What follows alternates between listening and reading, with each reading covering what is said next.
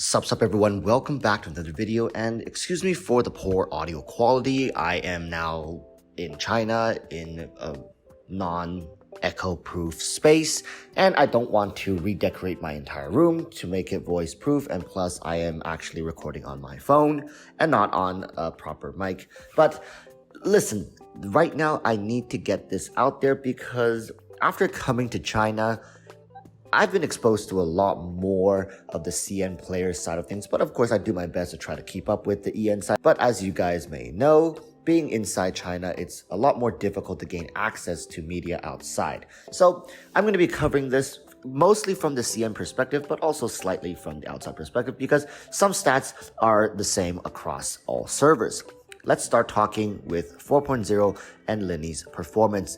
Currently, right now, from what I see, everybody is in a state of unsureness, if that's a word. What I mean by that is people don't really know how to answer this question. How is Genshin Impact doing in 4.0? You can say, wow, it's doing amazing. So many more people are coming back. The game is performing better on the app stores across all platforms. The game is driving better sales compared to previous patches, as well as the new region is pretty fun, pretty enjoyable. A lot of people have been saying they farmed a good amount of gems just from exploring, and they're quite happy. A lot more things to do, and combining that with playing, let's say, Honkai Star Rail at the same time, people feel fulfilled. However, if we dig a little deeper and compare stats to, let's say, when Inazuma came out, when Sumeru came out, how is Fontaine doing in comparison to those times? Well, the truth is Fontaine isn't doing as well.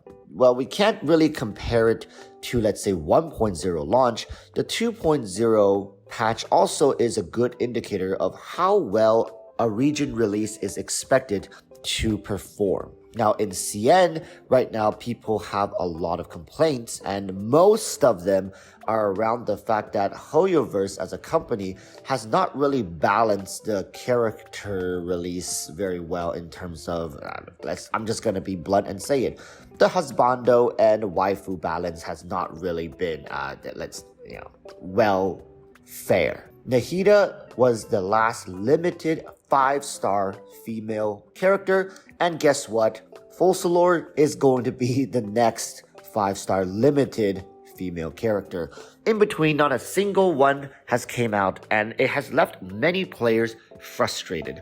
Now, I've talked about this mentality in the past. It seems like Hoyoverse is applying the same mentality to designing character strength and constellations and weapons and whatnot into the character's now outwards appearance and whatnot. The whole idea is Hoyoverse is very aware that no matter what they do, what they design, how they design it, you're still going to pull regardless. You're still going to likely C6 R5 and play their game. So what they decided to do is now they're going to go focus their attention on the people who won't do that. On the people who, if you keep releasing more waifu characters, they're not going to play as much, they're going to leave, and once they leave, it's difficult to bring them back because a lot of this stuff, it relies on the live update service and the continuation of their time invested back into the game. So now, looking at a character like Lenny, let's be honest, Lenny stat-wise is quite impressive in comparison to some of the previous limited 5-stars released. Now, of course, he's not by any means the best, but he's doing very well in terms of damage, in terms of constellation scaling, and his weapon is also pretty good. And by certain criterias, you can even say that Lenny is a slight power creep of some other characters. Being a pyro unit, though, he also lacks synergy with a lot of good units in the game. So what gives? Why create a character who by itself has better stats, better constellation scale, and a pretty decent weapon? At the same time, limit him to play with such a restrictive team. Now, let's look at a character that actually is very similar to Lenny, Ganyu.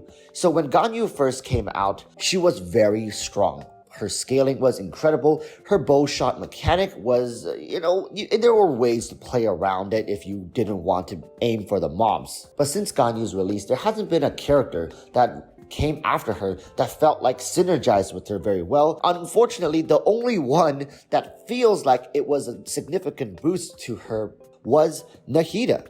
which has little to do with reactions, but more so to do with her buff mechanic, her EM buff mechanic. So ultimately, what I'm trying to get at is Hoyoverse has no problems releasing characters that have strong individual scaling, performance, kits, whatever, but what they will do to limit these characters in return is give them less ways to synergize with other powerful units.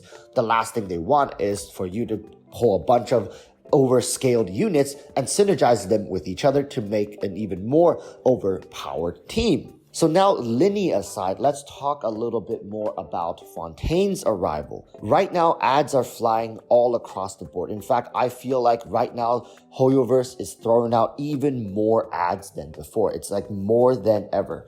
Personally, looking at the stats, looking at the players, looking at the retention, it seems like people just aren't as interested in Fontaine as they were for Sumeru or Inazuma. Also, it doesn't help that Fontaine's design and landscape and stuff feels like weirdly similar to Mondstadt, but with a twist, if that makes any sense. Mondstadt was the first region we played through it, and in fact, a lot of people nowadays still go back for commissions. Like myself, it's easy, we're familiar with it, we don't like to change up our routines. Maybe we'll try the new regions, commissions every now and then, but we'll usually go back and play with what's comfortable and familiar to us. So with the arrival of Fontaine, people doing underwater exploration, and they're like, you know what, the mechanic is not bad. However, at the same time, I don't see myself playing this every single day, day in, day out. It's like, you come back for the novelty, you come back to experience new things, and then eventually you're gonna leave again. And looking at other people's comments saying, hey, I wanna come back. Let's see what everybody thinks of Fontaine, right? And most people are saying, oh, it's good. Wish they were more cyberpunky. The underwater exploration is not bad. And when somebody sees these comments, oh, okay, so Fontaine is like not that exciting, right? Okay, maybe then I'll wait until full solar. This active mindset of pushing back their return into the game really says one thing, is that they're not interested.